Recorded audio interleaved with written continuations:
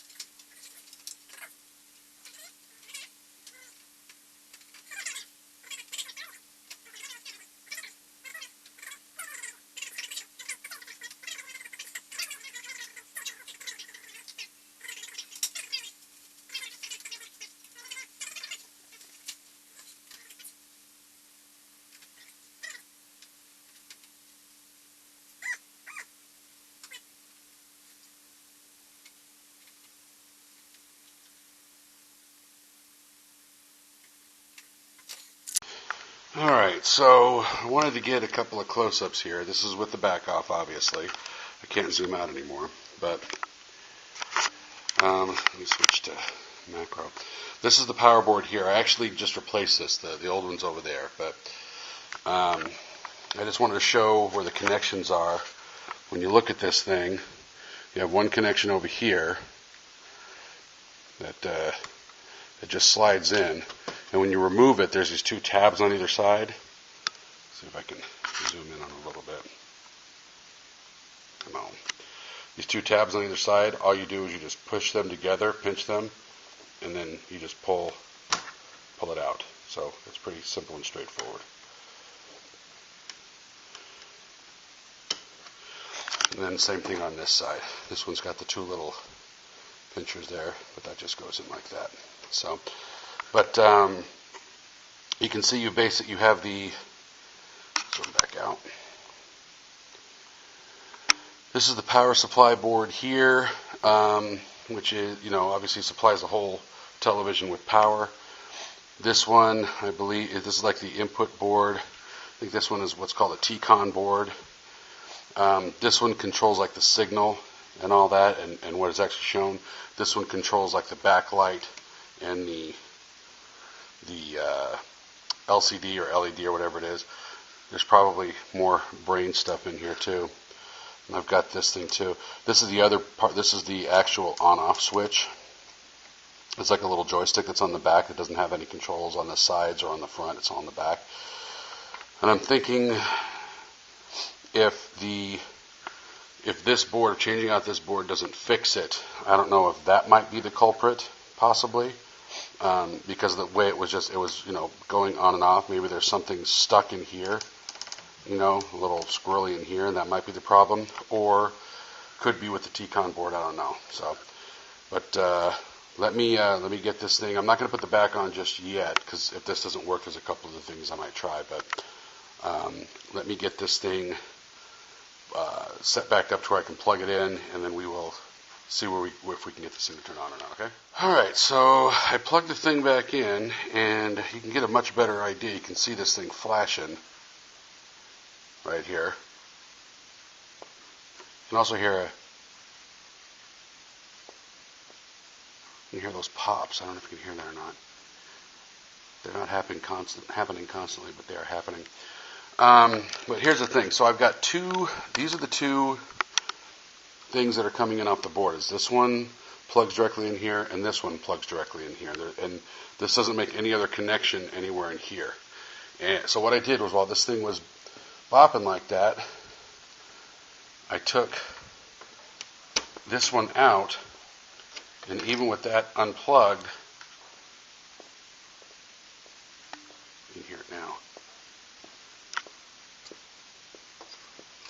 Yeah, even with it unplugged, it's still doing the same thing. So plug that back in.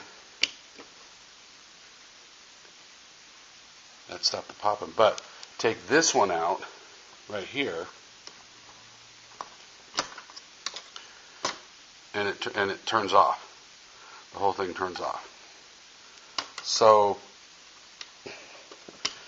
either this board, which again, I bought this board used, and there's actually some damage on there on this heat sink. No damage like that on this other one. On this side, no damage on that heat sink. So either just by chance, this board suffers from the same exact problem as the board that was in it before, or the problem doesn't lie in the board at all. It has to do with whatever this is hooked up to in here. And I don't know if this is what leads the power over here to this T-Con board, because you've got some ribbon wires here that are going from the T-Con board to the main brain, which this feeds that. But that looks like that signal wire right there. So, that's telling me that there's something more down here, something more we'd have to look at that's down here. That's the problem. It doesn't have anything to do with this, or maybe even not with this board or that board. It's everything down here. So, let me think on it. I don't know if I really want to delve into this anymore at this point, simply because it's just, I don't know if I want to get into a project of trying to figure this part out. I was thinking if it was just something simple like the board, then great, easy fix. It might still be something that I can take care of, but I don't know if I want to have to take the time to figure this out right now. So let me think on it for a minute, and we'll come back and I'll let you know what I decide I want to do. Alrighty, well, I didn't decide. I had the decision made for me. as I was sitting here, I was plugging it in. I was kind of looking at everything, trying to figure out, what can I disconnect? What can I do here? What can I do there? All of a sudden, I started hearing some real coming from the speakers, and then I noticed right over here, under this thing where it's actually still hot there, started seeing some sparking and some magic smoke coming out of here. So whatever the problem is, it's down underneath all this stuff, and it's something where there's probably something big that has to be replaced on this. And it's like, for me, the headache having to go through all this, like I said, it was a $35 gamble. I don't like wasting money on stuff like that, but at the same time, I've blown more money on stupider shit. So we are going to chalk this one up as a failure, just because I'm not going to be willing to try to put in the money it's going to cost to get all the shit underneath here replaced. For the cost and headache it would take for that, I could go to a pawn shop or and get myself a 40-inch smart TV for $200 tops. So I guess we'll chalk this one up to a failure. And that's all part of what this channel's supposed to be about. Sometimes I'm not going to be able to fix this stuff. But I know I obviously I haven't made. Ooh, that sounded good, dog. I know I haven't made the video yet, but I know when I do, it'll be marked as a failure. So you're going to know that it was a fail. But again, that's what the channel's about, is to document if I can actually fix this stuff or not. So this is my first failure, and congratulations to me. Mazel tov. So hopefully the next one I put out will be a more successful video. Hopefully you'll keep watching, and everything will be fun and easy and enjoyable to watch, as enjoyable to watch as it is for me to work on this stuff. So until next time, I'm Dave. Thanks for watching. Even though nothing was learned, except for the fact that blink, blink, blink thing that went on there probably will lead to a fire, so that's an important safety tip. But if you like what you see, definitely subscribe and like the video, and I will see you next time. Thanks for watching, everybody. I wanted to do a quick coda on this thing, because knowing that this thing was busted, I started to take it apart thinking, well, maybe I can recover some boards and all that and sell those boards online. And then I started taking those out, and I'm like, I wonder if I could figure out what happened to this thing, why it did that. And in looking at this thing, you can see you've got all these LEDs in here, and these are back behind like a diffuser, which, look at this diffuser too. This thing's got a huge melt bubble on it. I don't know if you can see that, but I mean, it's sticking up now because I think what happened was somehow this LED that was in this spot, I don't know if it shorted out or what happened to it, but it basically blew up and just melted. That's what finally happened on this thing. I don't know if I was able to somehow save it in some way. I mean, I've never seen LEDs like this for sale. I mean, I've seen LEDs like this, but I've never seen them for sale. I mean, I'd have to replace this whole strip, and solder it down at one end and all that. So this was not even something I would have wanted to mess with anyway. So this was not something I could have saved no matter what I did. And I think if I sell any of this stuff on eBay, I'll probably not only make my money back, but I'll probably be money ahead on this, I'm going to guess. But, and this is part of the diffuser. Some of the stuff I might even be able to, salvage and use in other projects. Who knows? And I've got a perfectly good, the LCD or the LED screen right here. Or it's probably LCD, I'm not sure.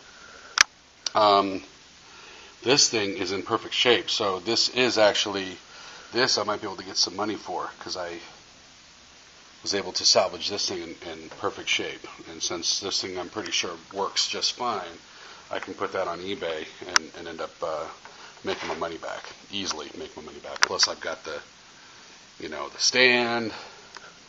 I'm not going to worry about trying to sell the back or anything like that. But yeah, so got the speakers over here, came out okay. So who knows? Just thought I would point that out and show what happened, and thought it was kind of interesting. But perfect. Anyway, thanks for joining me, guys.